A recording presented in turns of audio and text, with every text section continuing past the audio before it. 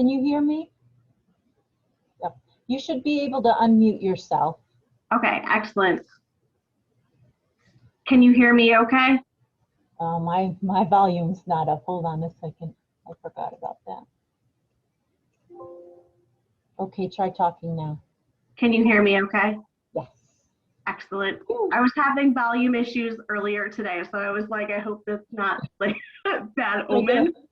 I feel the same way. Every time I think I have Zoom figured out, something's different. And like just now, it's like, what did I do wrong that I'm not hearing her?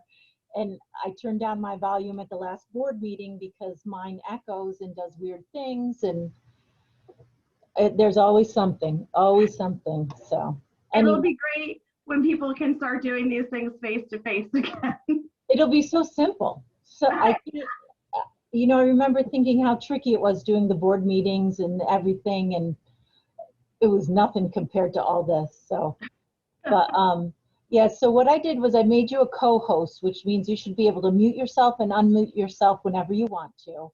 Okay. And during the meeting, it will probably be easier to keep yourself muted until it's time to speak. It will probably pop up on your screen if you're talking or making noise, and it says that you're muted, so it'll tell you, but there's usually one or two people who will be happy to tell you you're muted too. But you know, or that you need to unmute yourself. Yeah, but yeah, we should be good. We'll get everybody in before I let all the people in from the outside and make sure we're hearing everyone. Then I'm going to turn off my video and everything and just listen. Okay. Because I think what happens is the people with their cameras on stay at the forefront, and the people without them kind of go back. So if people are trying to look at everybody on the screen, then I won't be in the mix with that. So that's the plan, at least. Okay. But the kids are going to run this. I say kids, they're like 17, 18, and yeah, but they're still kids. They're still kids. But every year I think of them as kids, and then they're just so poised, and so me saying this, something weird's going to happen. But they really do a good job choosing kids that can moderate very well and ask the questions and all, and you know, so that's good. I'm going to record it, and hopefully everything goes well. I see Anne's here. That we can put it up on the website so people can see it if they're not here. Excellent. Okay.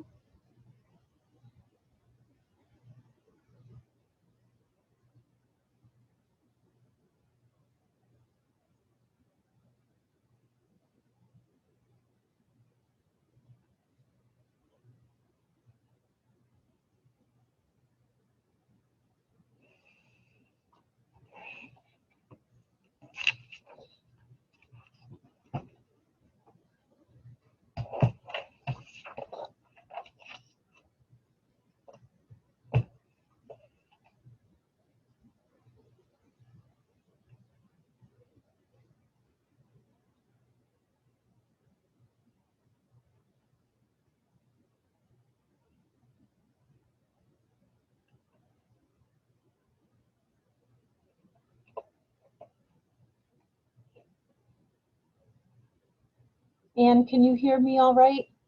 I did make you a co-host, so you should be able to unmute yourself at will. Okay, I just unmuted. I can hear you. Excellent, excellent.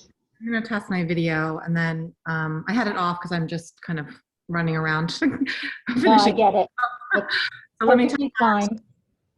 Make sure it's, there we go. Excellent. All right, great. Yeah, and we tested out Jennifer's here too, and we're just going to get all the candidates in. The kids should be joining on, and just, oh, there's Emma right now. I have one logistical question. Will how will the screens be pinned? Like, will I be able to choose gallery view or presenter view, or will the kids be pinned? I think that Zoom allows people to put it however they want. Okay. So I know from watching the board members at the board meetings, they let me get Emma in as a co-host. Some of them have a speaker view, so what would happen is whoever's making the most noise, their screen will pop up full screen, and then the next person speaks and they pop up. I usually have it as a gallery view because I'm trying to see as many people as I can. People with their videos on tend to stay at the forefront, and with their videos off, kind of. So if we had, 40 people in, the people with the videos on would be the first ones that you would see. Got it. But I think people choose that. I don't think it's anything that I can do for other Sure. people. Okay, it's just it's a quirky format when you're trying to talk to a group. You're like, I can't see any faces. So I was curious how it would be set up, but I'll just select gallery view so I can see who I see and go from there. Yeah, and the other thing is that I record this. I'm actually recording right now, and the webmaster will crop it so that we don't have all this on. But hopefully if all goes well and I've recorded it appropriately, then we'll be able to put that on as well. So I usually leave it as that gallery view myself. So that's probably what we'll see for the recordings. Great. Thank you so much, Mindy. Sure. Hi, Emma. Can you hear me all right? Yes, hello. Hi. How are you? Good, how are you? I made you a co-host. I have Excellent. Mrs. Schaefer and Mrs. Allard here. And they tested out their sound and video, and they're good. They've kind of muted right now. But I made them co-hosts as well, so they can unmute and mute however they need to. And we'll get all you guys on and make sure that those people can, the people that need to be able to speak can. All right. So you sound fine and look fine. So we should be good there. We'll just wait for other people to get on then. Okay, I did actually have a question. I emailed Mr. Sanger, but he didn't get back to me yet. So our script that we were given, it says that the candidates will all sort of introduce themselves, but then it doesn't give us a spot to like pause for that or anything. It kind of just has us launch right into the questions. Yeah, probably just go scrolling, go through each one. Let me take a look at it because I didn't look too hard at that part. But I did tell the candidates that they would have a chance to introduce themselves in the beginning, and then you guys would go into the questions. All right, yeah, it didn't give us a spot for that, so. Yeah.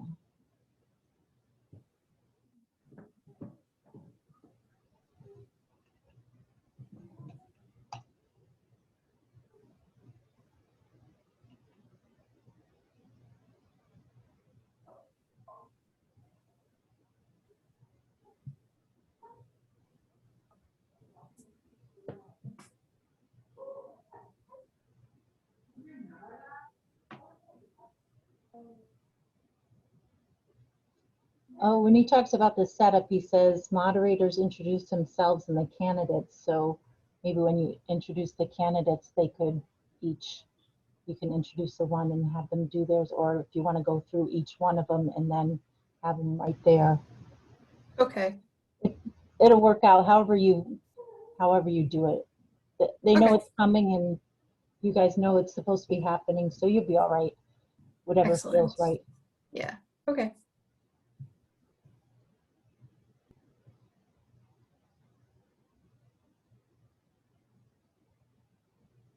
Yeah, when Nick says they're,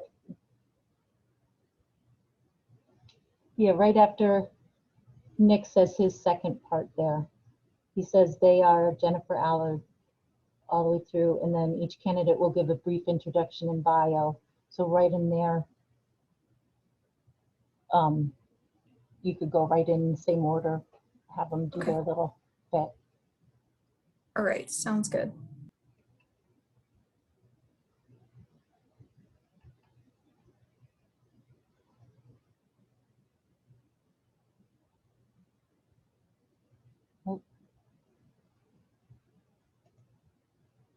Didn't notice we had more people there.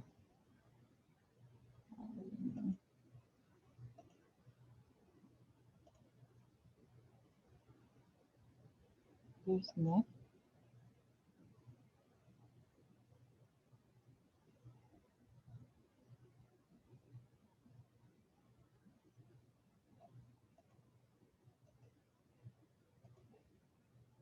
And Regina.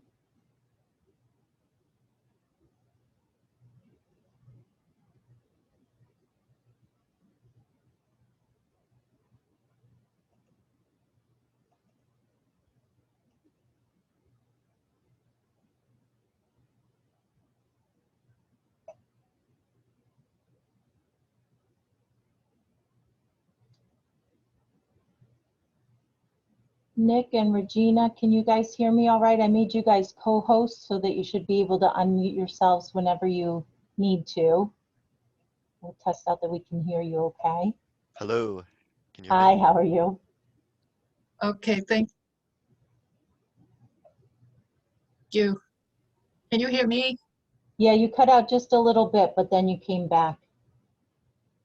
That's it. Okay. Around.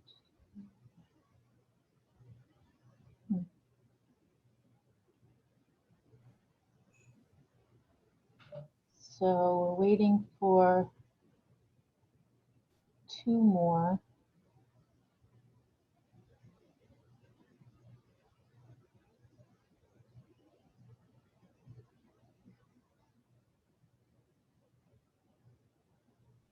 Here's Lisa.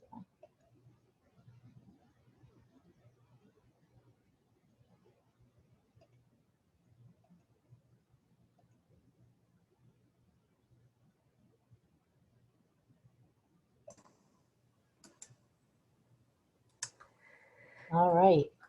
Folks. Hello. So I think we just need Jared. And then I think we're all set.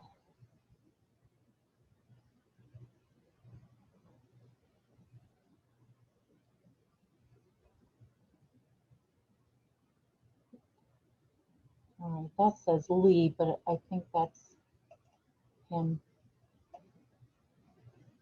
Yeah, Lee is probably Jared.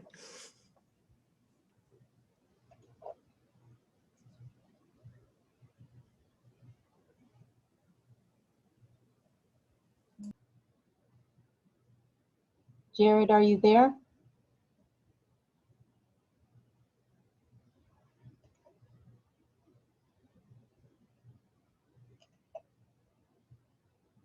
So everybody should be a co-host and able to mute and unmute, and I'm going to let people in a minute as soon as I know I have Jared here.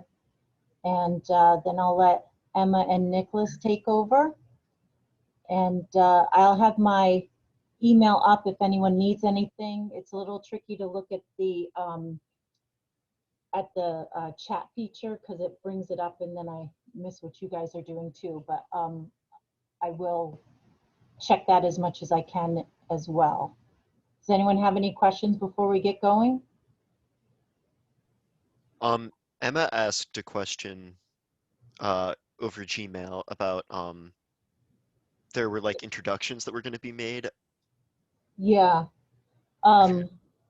We were talking about it, looking at when you guys come in, Emma starts and then you have that part. And you'll say each candidate will give a brief introduction and bio, which can be found on the Board of Education website. We also have a series of questions to ask the candidates. You can ask them there if they want to do their little blurb to say who they are there. Okay. I still haven't gotten to hear Jared. Did anyone else hear?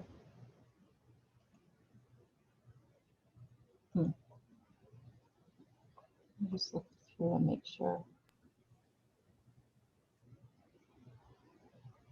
Jared, are you able to hear us? Yeah, I'm checking my email in case I see him, but I think I'm going to let people on because it's real close to start time, and hopefully we'll get him up.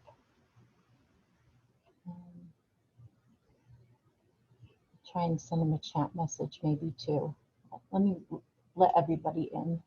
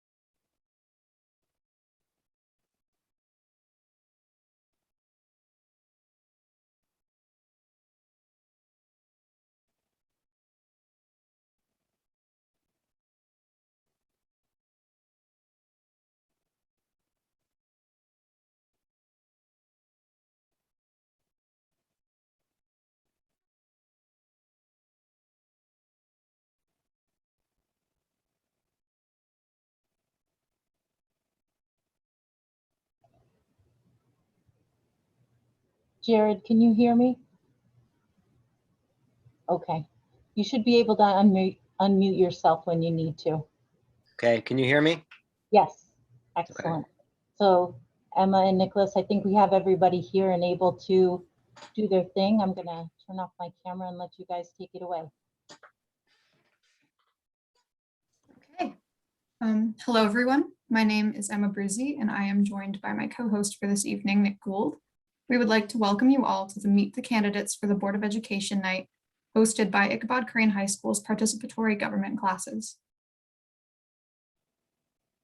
Tonight, you will get the opportunity to meet the 5 candidates for the Board of Education. These 5 candidates are running for 3 positions on the Board of Education. Each position is for a 3-year term on the board. They are Jennifer Allard, Risa Domino, Regina Rose, Ann Schaefer, and Jared Widgeskug. Each candidate will give a brief introduction and bio, which can be found on the ICC Board of Education website. We also have a series of questions to ask these candidates. If you would like to make those introductions now, this is a good time, brief introductions.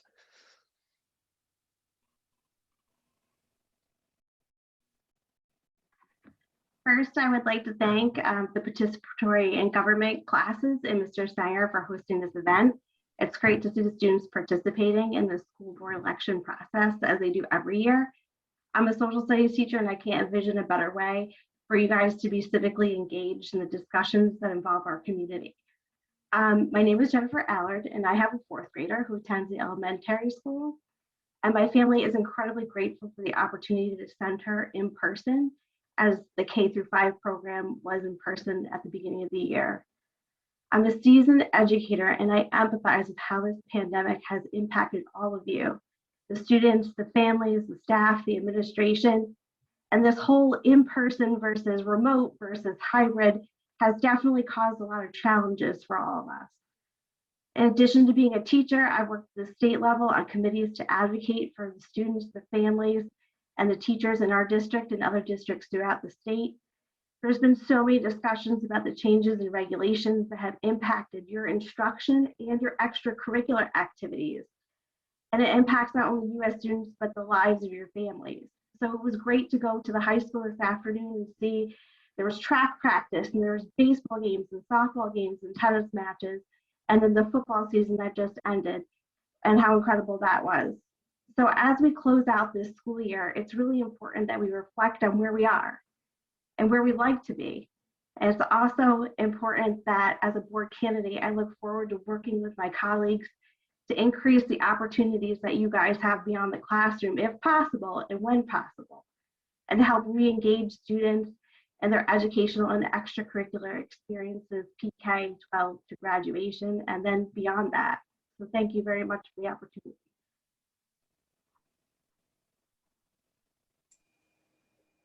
Hi, I'm Risa Domino. I'm Jeannie Blau's mom. Jeannie's a 10th grader and she's been a rider since kindergarten. And I'm running for the board because I love Ichabod Crane.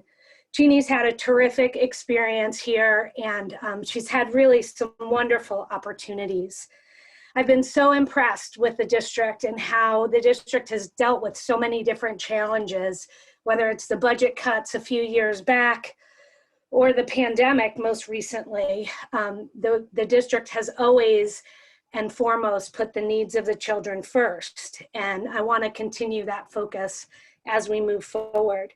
We have such a strong base to build from as we face some of the challenges that are ahead of us. The world is changing and we need to be sure we're preparing our students for life in that changing world. In my professional life, I've worked with lots of different people. I've worked at not-for-profit organizations. I've worked for private businesses. I've worked in local government and in state government. I know how to work with a lot of different people and I understand what it takes to make good, lasting decisions. And that requires getting good information and good data, but also a broad range of perspectives. So as we move forward and we adapt to the changes that we're facing, we need to look at ways that we can engage students and parents and teachers and members of the community in some planning efforts. And we need to define the strategic direction for the school district as we meet the needs of the changing world. And we need to define the actions that we need to take to move us where we want to go. I think it's really important as we move forward to make sure that we're providing pathways and guidance for kids in the district, whether they're going to college or to trade school or straight to work. And as we move forward, we really need to focus on listening to the students. I agree with Jen. I really appreciate this opportunity to talk with the students and to hear from you what your questions are. As you will hear if you talk to Jeannie or her friends, I'm an adult that listens to kids. I don't always agree with the perspectives moves forward, but I always will take your perspective seriously and listen and learn from you as well as from teachers, community members, and others in the district. So thanks for this opportunity, and I'm looking forward to getting your questions.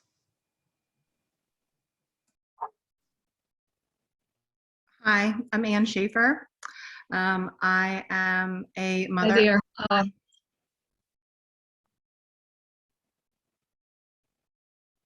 I don't know who's supposed to go next, so. Go for it, Regina. All right, thank you. Well, so I'm Regina Rose, and I've served on the board for 11 years in total. I am a mother of 2 graduates of Ichabod Crane, and now I'm a grandmother of 2 students of Ichabod Crane, of Ichabod Crane. I'm a taxpayer of Ichabod Crane. I've always been very proud of the district. I served as a volunteer, as a parent many years ago. That spurred me to go back to school, become a teacher. And I went on and got several certifications. I do have my bio written here, and I'll read a little bit of it. There are several excellent candidates this year, but only 3 of us can win. I believe I'm a good choice to be one of them due to my experience on the school board as an educator. I have certification in elementary education, special education, and school district administration. Years of working in education have given me a very comprehensive understanding of how the system functions. I've lived in my home in Niagara for 49 years, and I am a senior citizen on a fixed income who understands the need for fiscal responsibility. I served on many committees on the board. I attended many NISBA functions. I stepped away last year for personal reasons, but I have missed it, and I feel now that I'm ready to go back to this job, which is also privilege. And I'm sure all of us are in it for the kids. That's the #1 motivation on my part anyway, that we have the best district that we can offer to the children whose parents send them to us. So thank you, and please vote for me. Thank you.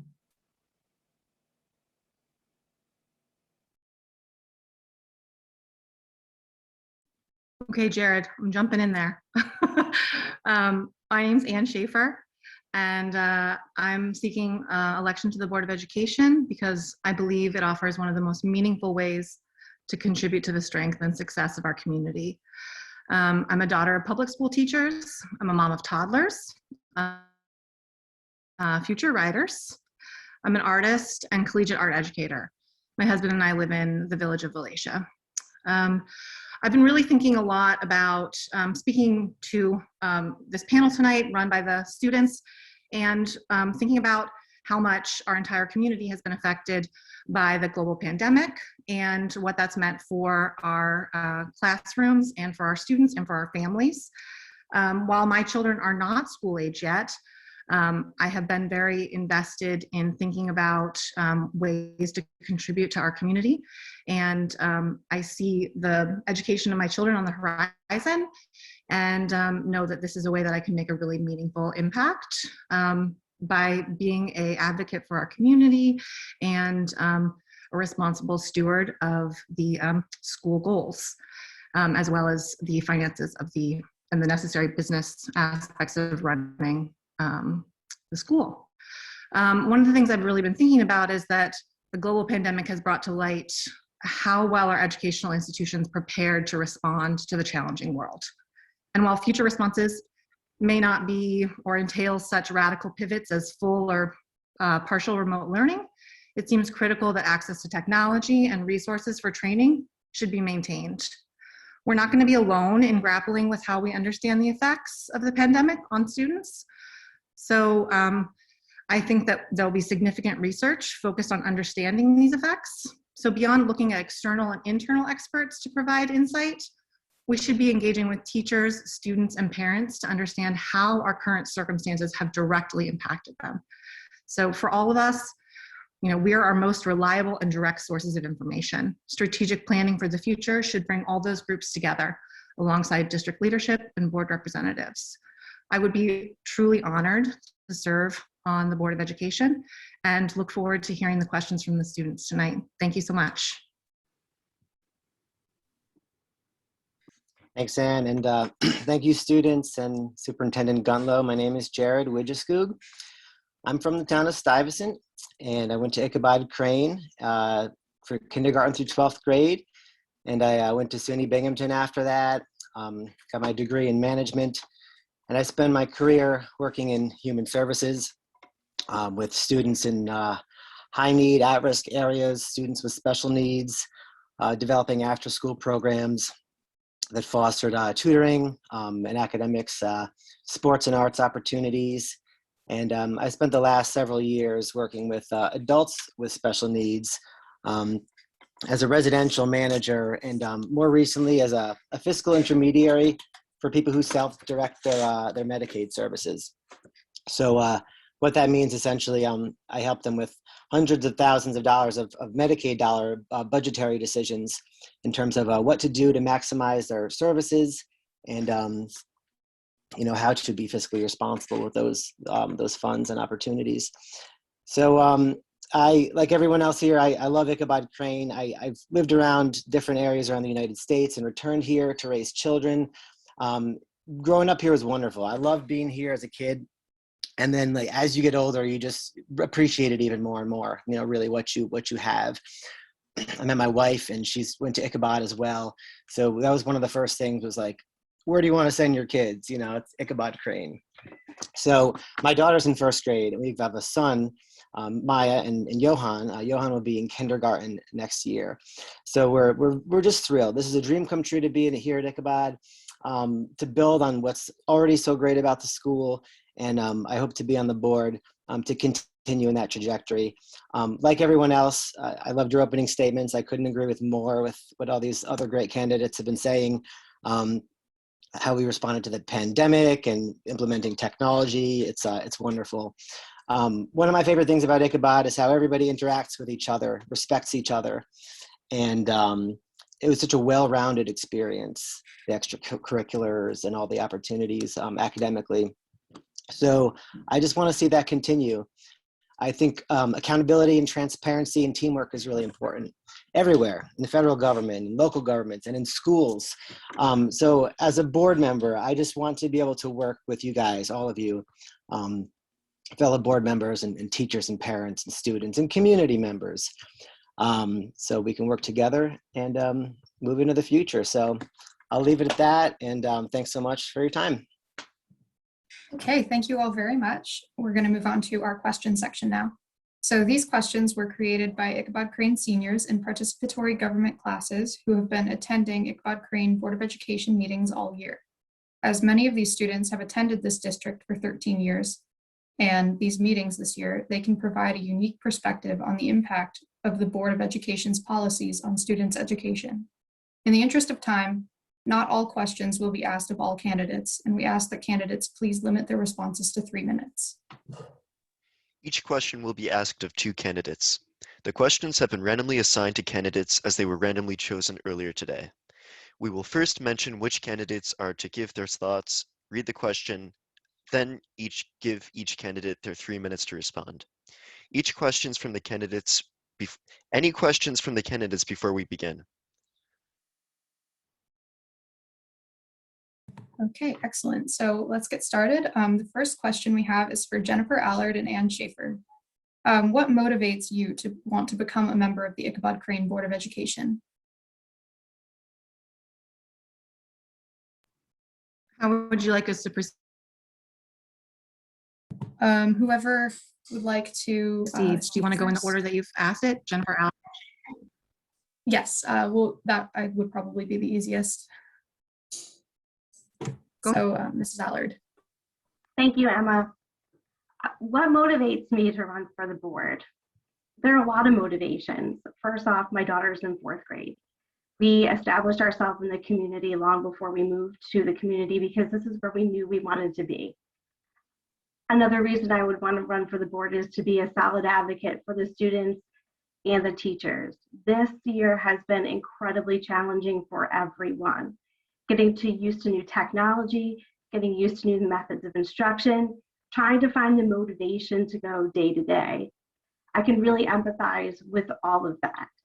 And as a board candidate, I really would like to participate in the policies that help drive us forward and hopefully get us to that in-person instruction and get you guys more involved in extracurricular activities that can enrich your experiences in the classroom. For example, Model UN offered great opportunities for kids to be able to debate and discuss with kids all around the world issues that impact different communities. You guys in your participatory for government class, I'm sure you would have done more when it comes to participating physically in your community if you could have this year. And in addition to that, there's a lot of other opportunities that we can experience beyond the classroom that I'm hoping to be able to, with guidance from the CDC, New York State Health Department, and SED, be able to offer you guys next year as a board candidate. Okay, thank you. Ms. Schaefer. Hi, thanks so much. Similarly, I have a number of motivations, but I will say the primary of which are, like I mentioned, I have 2 young girls, twins, and as we think about our intention for their education, I have always believed that I would send my children to public school. It was the sort of cornerstone of my personal education, as well as I mentioned, my family, parents are both educators. So it felt like, it's a goal of mine to contribute positively to public education. And, in thinking about where the girls would go to school, I want to ensure that there's a range of opportunities for them. And I think about, it's not really just entirely about my children, but about all the children that live in our area. And that wealth of opportunity and experience and quality of education that will provide our community with excellent future leaders. That will, I look at someone like Jared talking about being a graduate of Ichabod and coming back here and then really with strong intention to raise his family here. And I think about the commitment and longevity to community that a school can provide in specifically that way that he's described. I also think about the average median age of our county and our area being higher than that of the rest of New York. I think about seniors and their needs to continue to live here, but then also be able to potentially move out of their homes and into assisted living communities, and the prospect for young families to move into those homes. I see this, the school, as a really important sort of cornerstone to our community, and that all of the health, both emotional and intellectual and economic, are really tied together with the health of our school. If elected, I would strive to be a voice for the community, a receptive ear for teachers, an ear for students, a champion of the district, and an advocate for inclusivity and education for all students.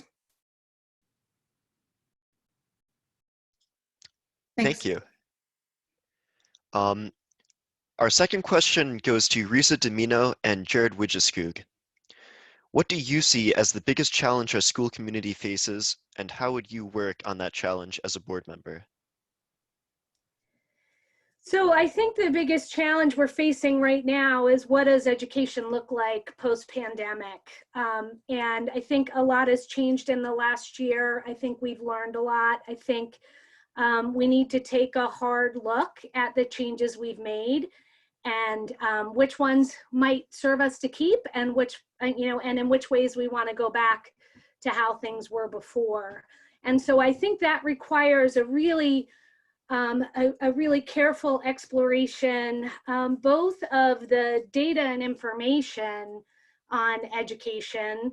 What do the data tell us about, have we lost some learnings, have kids fallen behind, have certain kids moved ahead, what are the things that have worked well, what are the things that haven't. So we need to understand that data, and we also need to understand the experiences of the students, of the families, and of the teachers. And we need to really take a hard look at this and see what do we want to keep and what do we want to change as we move forward. And I think the best way to do this is really through a planning process, and a process that carefully looks at the experiences moving forward, looks at what the economic situation in the country is going to be. After pandemics, things change really dramatically. After the plague, we got the Renaissance. After the Spanish flu, we got the Roaring 20s. We're going to go into a period of real change, and we need to be sure that our district is ready to respond to that and prepare kids to enter into the world in that changed way. So I think a planning process is critical, and I think that process needs to bring students, teachers, administrators, community members, parents together to really think about what we've learned, where we want to go, and how we get there. And I'm not talking about the kind of strategic planning process that generates a big report that sits on a shelf somewhere. I'm talking about a really strategic process where we look at what is it we want to accomplish and what are the specific things we can do as a school and as a community to move there. Because I agree with Ann, the school district is a central part of this community. It can really be an anchor for us. But in order for it to meet that objective, we all have to come together and we have to learn from all of our experiences as well as all the data and information out there.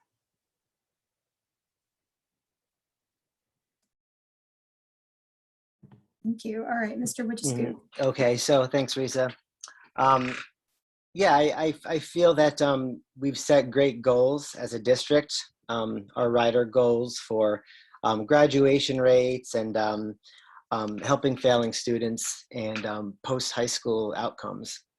So while we're inching closer and closer to those, I think it's still a big challenge. I think all of us, we want to keep that upward trajectory of students really hitting those goals and those outcomes.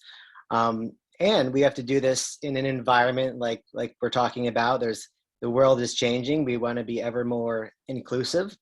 Yet we are also beholden in many ways to standardized tests, which it's a double-edged sword. These are important metrics for us. At the same time, we want teachers to feel supported, and you in a way you have to teach to the test, but you don't want that to be what the whole experience is about.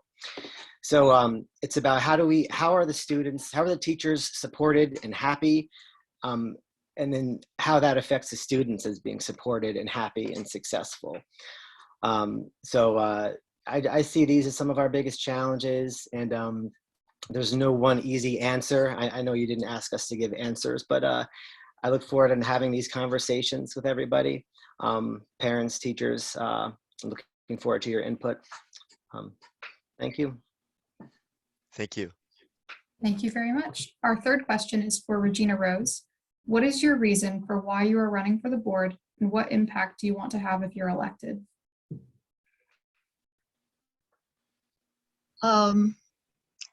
Well, I served 11 years, and I feel that it's a really important job, obviously, and I miss it. This past year has brought so many changes to education, and we get our guidance as a board. We we get our guidance about what's actually going on in the district. I feel that my presence with all my experience is valuable because I truly understand the impact of a lot of the new regulations, the new everything that's coming at us, all the change that's coming at us. We have to go with change. We have to implement change, but we also have. I've got the history of Ichabod Crane all the way back to Jerry Callahan was superintendent, and then Darlene was Jewel was superintendent, and I've lived through so much history at Ichabod. I know what has worked. I know what hasn't worked. And it's a privilege to be able to be part of the decision-making process. There's so much coming now. I could give you all my opinions about technology and screen time, about the inclusivity, equity movement and what's going on there. Each issue comes up. I feel it's important to have people who have experience with it too. And there's a lot of young people who want to get on the board, and you probably have more with it ideas than I do. I have to admit, I'm an old lady, but I think there's something to be said for the wisdom that comes with age. And so I want to be there because I've just been part of Ichabod for so long, and I want to continue to have a voice. And I hope my voice is, I don't know if that's a very good answer, but that's my answer. That's why I want it. Thank you. Sure. Our next question will be asked of Mrs. Allard and Ms. Domino. As a board member, how do you look to address the gap in the expectations of 21st century technology-centered careers and Ichabod Crane students' ability to learn and adapt to those fields?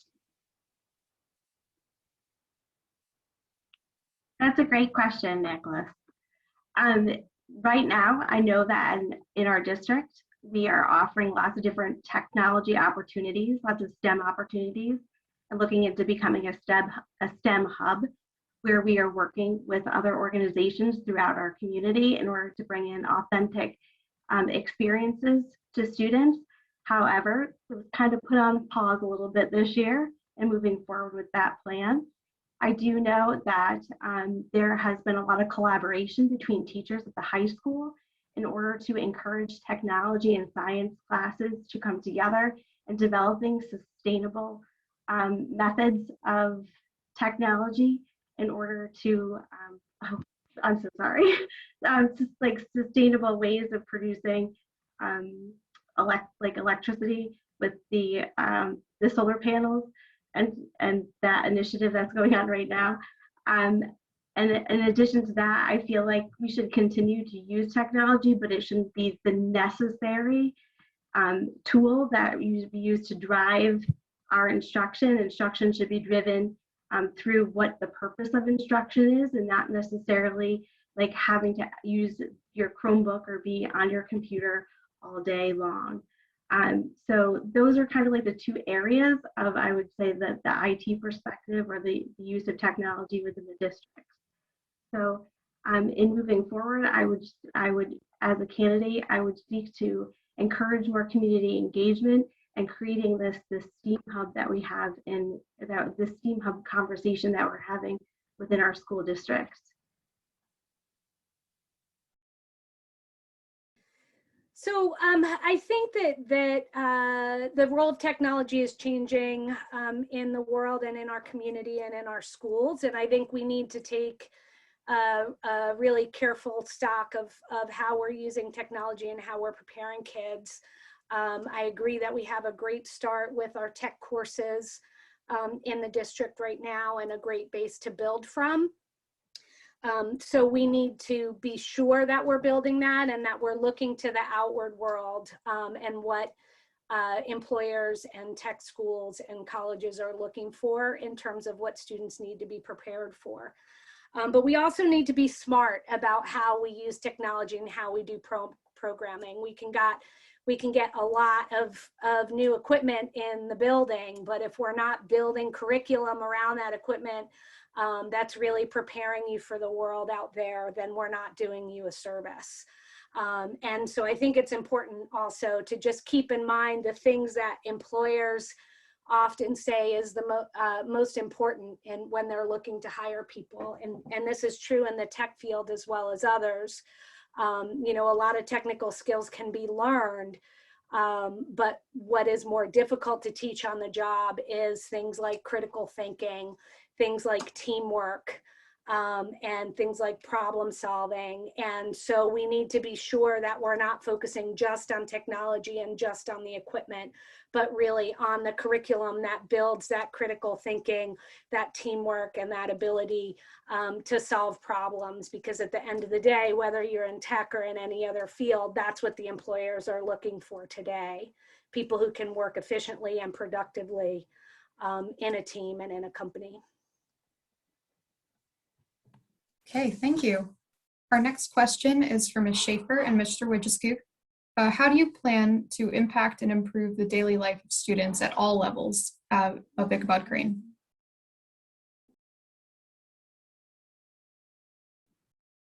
Well, thanks for the question, Emma.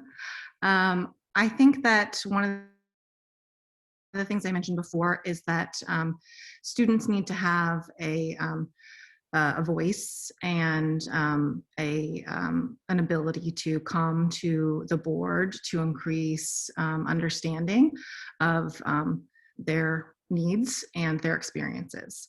So I think that's one of the first elements, to really be an open door to students. And I think that one of the other things I've been thinking a lot about has to do with the teachers and their interaction school to school. I think a lot about if as different policies or programming are introduced, that's a real thoughtfulness to having the sort of vertical articulation through the schools, so that the students' experience, at the very beginning, Emma, you mentioned that many of the questions submitted are by seniors that have been through Ichabod for their entire education. So I'm really thinking about how does the instruction happen at the very beginning in the high performative lower school moments, and then how is the way that education happens passed seamlessly from the lower school to the middle school to the high school, so that the transitions between those moments are very smooth for students and they're supported to move into greater variety of subject matter, bigger challenges, greater course load, time management, and the way their experiences can be enriched by extracurricular activities.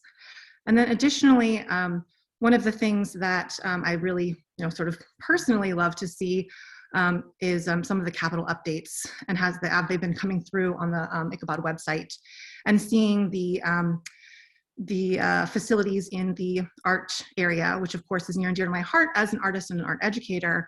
But this also kind of goes back to the thing that Risa just mentioned, that it's not just the core curriculum, but it's these extracurriculars that will feed into the ability for students to have a well-rounded, dynamic experience, one in which they can find individual and idiosyncratic outlets, whether that is in art or athletics or Odyssey of the Mind or Model UN.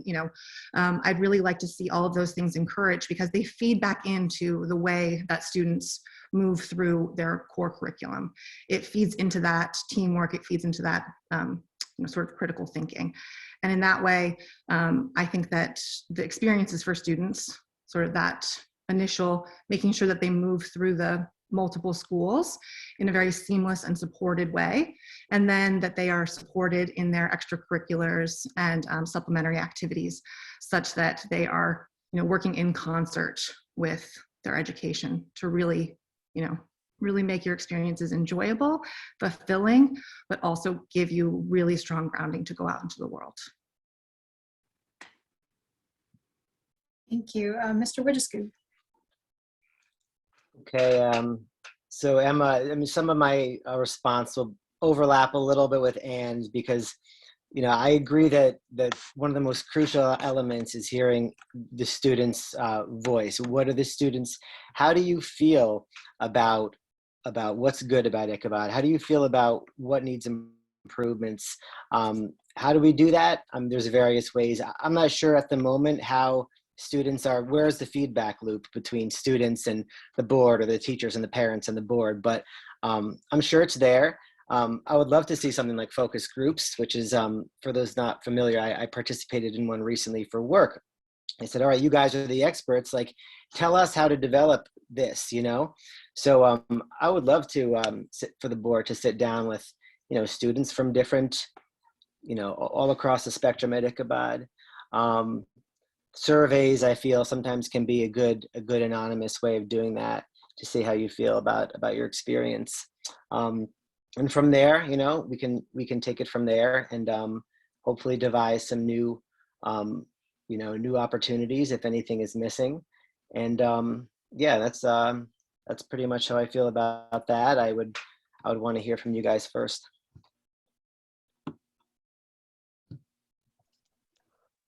Thank you. Our next question is for Ms. Rose and Ms. Domino. Given the past year and a half of uncertainty, what is your expectation of what school will look like in the fall, and how do you plan on making sure this image becomes a reality?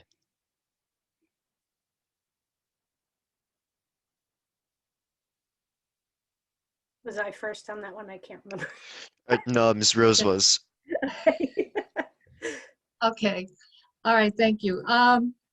I would like to see school go back to normal as closely as possible. I mean, the latest I heard on the news tonight was that across the country, numbers are going down and the situation's getting better.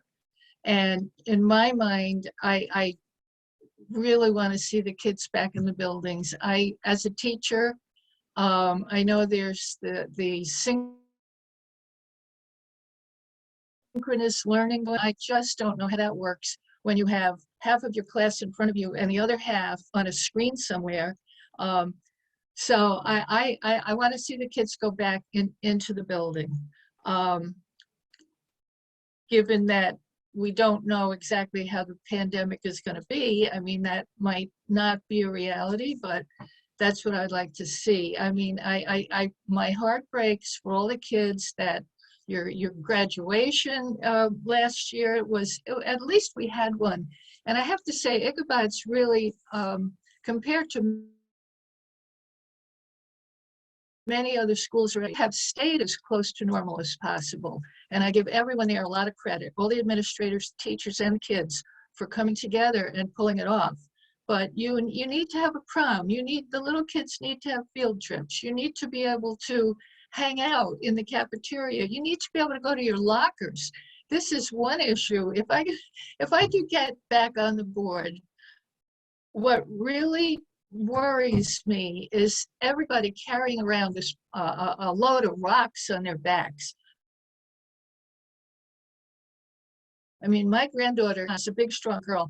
I still don't want her having to carry everything on her back all day in heavy backpacks because she can't use her locker.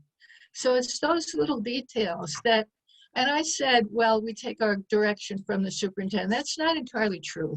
I mean, we only know what we get told on the board, but we also, you know, we get to voice our opinions. I have voiced my opinion more than once on the school board, and I have been able to affect some change and accomplish some things. And so your daily and how close to normal we can get, that will be a big focus for me. I hope I answered the question. I should have written it down. Thank you. Ms. Domino. Yeah, so I too would like to see the kids back in school, and I hope we're able to come up with a plan that allows us to open safely and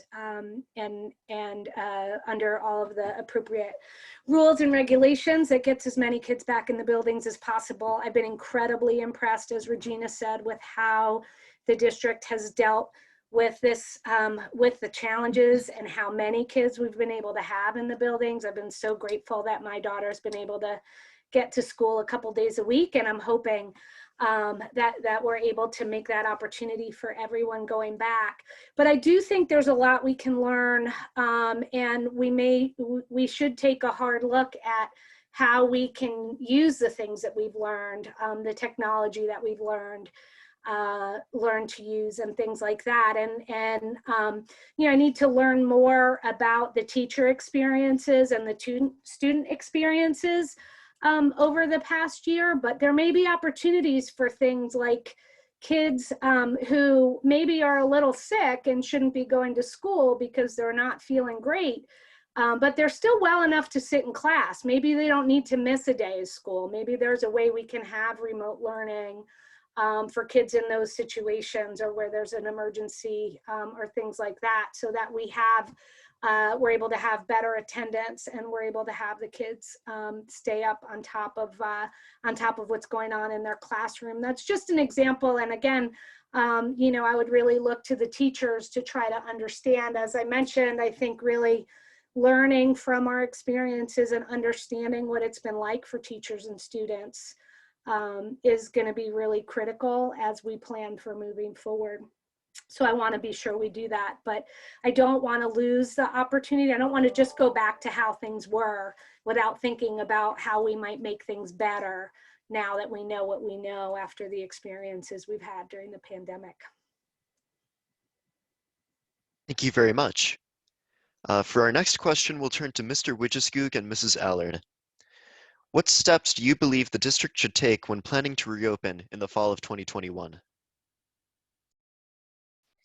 So we need to look at health and safety and quality of instruction, and I think everything else trickles down from those two elements. Obviously, if we can't keep people safe and healthy, then that would not be good. And as far as quality instruction, that's the number one thing that we're all here for. So we would need to sit down, I think, and have some serious talks about contingency plans if we need to potentially shut down again. We definitely need to look very closely at the guidance from the Department of Health and the CDC, as we've been doing. Speaking of opening, we're presuming that the pandemic is at a level where it's safe enough to open. But on the other hand, we also obviously have spikes in infection rates, so we have to be very, very careful for.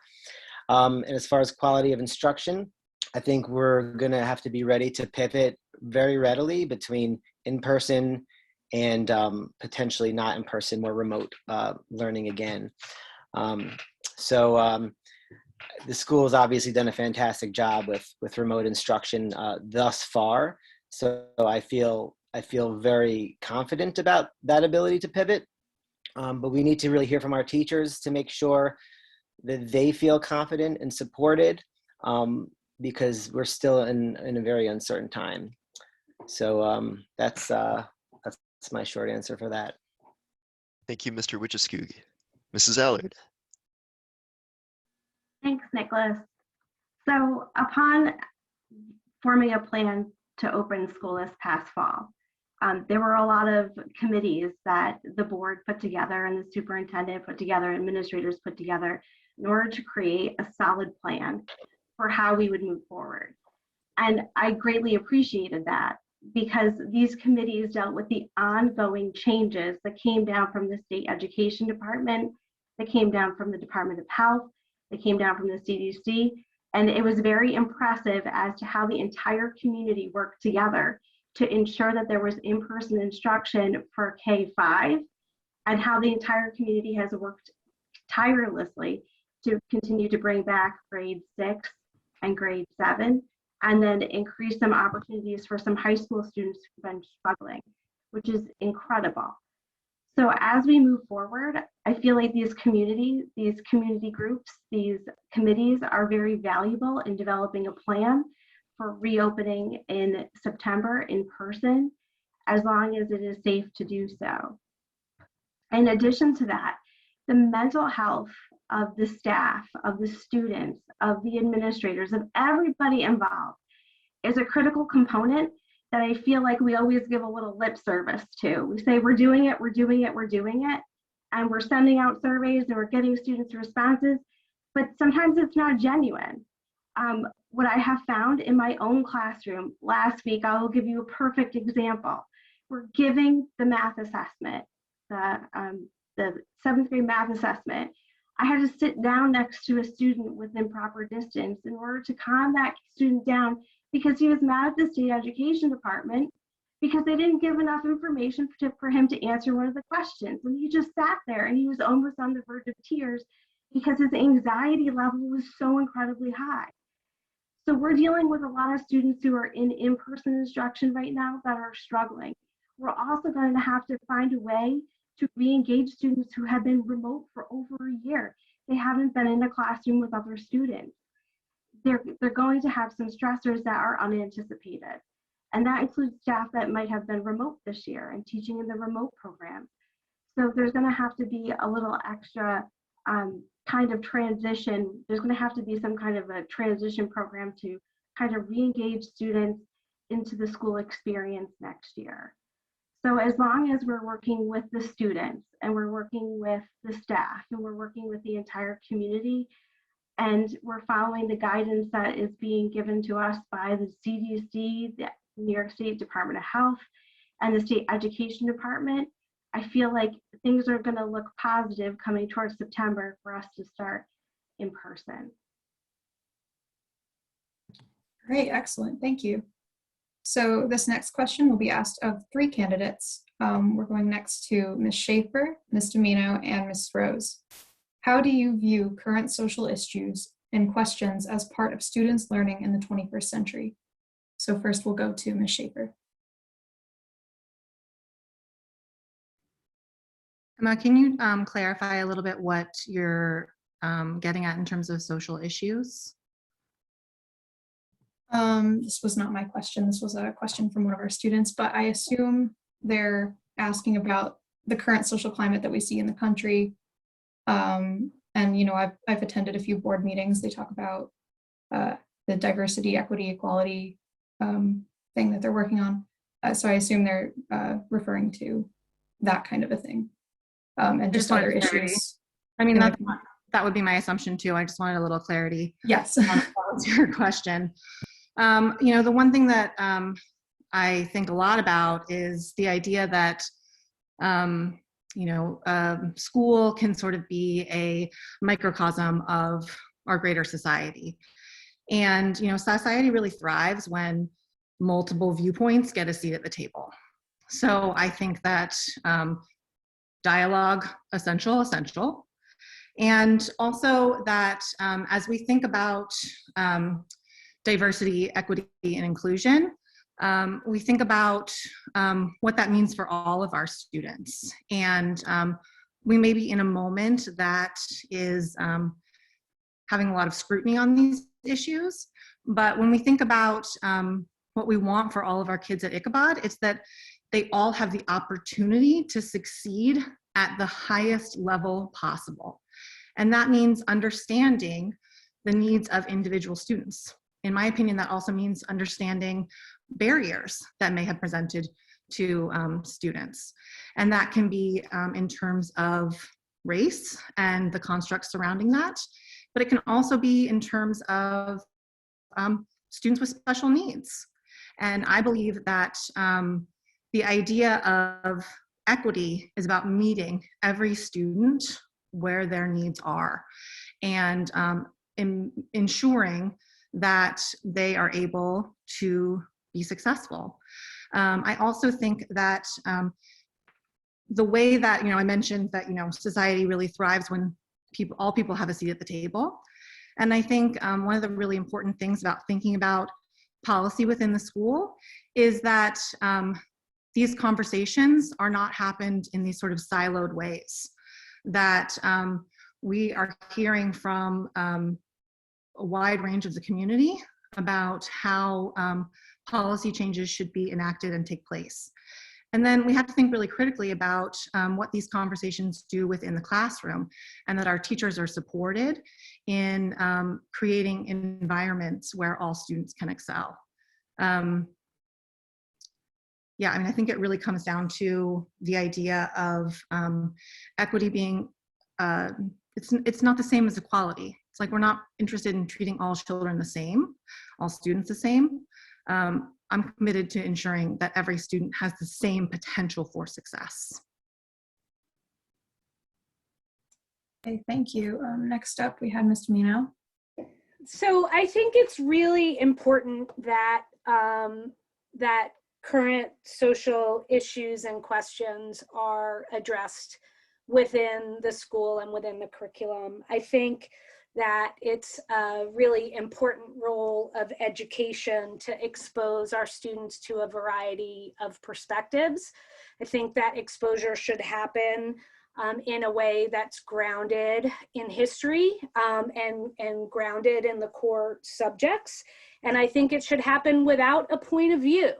But I think we need to recognize that our students need to graduate out into the world, and it's a world in which these social issues are being debated, and they need to be able to understand them, and they need to be able to make their own decisions about them. And you know, they need to be able to think critically about information that's presented to them and form their own perspectives. And I think, so for that reason, I think it's really important that the issues of the day are a part of the curriculum that's discussed at school. But again, in a really, in a way that's, that is not with a point of view, but with a point of preparing kids to evaluate information and make their own decisions. I think it's a disservice to our students if we send them out into the world without that preparation and without that practice of looking at a variety of different perspectives on an issue and forming their own perspectives. Okay, thank you. Ms. Rose. Can I ask you to repeat the question, Emma? Sure. So the question was, how do you view current social issues and questions as part of students learning in the 21st century? Okay. Okay, great. I could easily just say what Risa said because she put it very well. I was asked a question by the teachers union. They sent us a group of questions, and they asked me, one of the questions was, have you read the district's new policy on equity, inclusivity, and diversity? And as a Board of Education member, would you support this policy, and what do you see as the next steps of implementing it? And I'm going to read you my answer. I have read the version presented to the board on March 2nd. I don't know if there have been any edits since then. I don't think so. I retired from the district 14 years ago, and at that time did not see any systemic racism within the district. But as Risa pointed out, it's an issue surrounding us now as a society as a whole. And so we can't say, well, it doesn't happen here. I did not see a lot of, I didn't see any racism in my years at Ichabod. I was a special ed teacher, so I certainly understand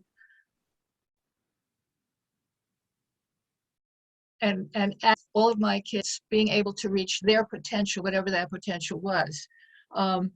But I think, and I'll read the rest of this, having said that, I would suggest proceeding with caution and allow teachers to use their judgment when and how they address these issues as they know their students best. One size does not fit all in any aspect of education, and yet, unfortunately, that even K-12, sometimes people see it as a whole and want something that, when you really have to discern the difference. You know, we have to move cautiously. You don't want to create something in a child's mind more than they're ready for, or more than is really the problem. But you have to be aware of what's going on in the world. And I think I think we have an obligation. I think it's a moral obligation. I always tried to teach my kids more than what was, pencil and paper, about fairness, about honesty, about being realistic about things. Unfortunately, human nature being what it is, there's always somebody that's at the bottom of the heap, and that changes over time. And if you look back 1,000 years, I think the Greeks enslaved the Romans.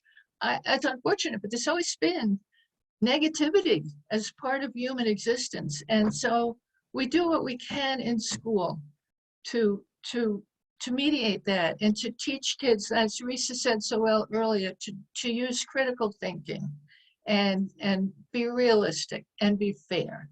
And that's all you can do. I mean, don't forget the teachers still, their main job is to get everybody able to read and write in the early grades, and then to start learning more and becoming the grades, because that's a tough age group.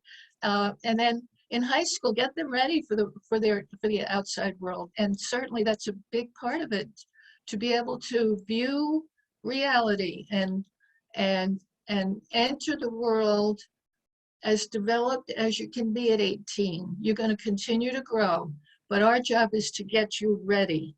When you go out that door, you're as good as you can possibly be in terms of being ready for what comes next. And certainly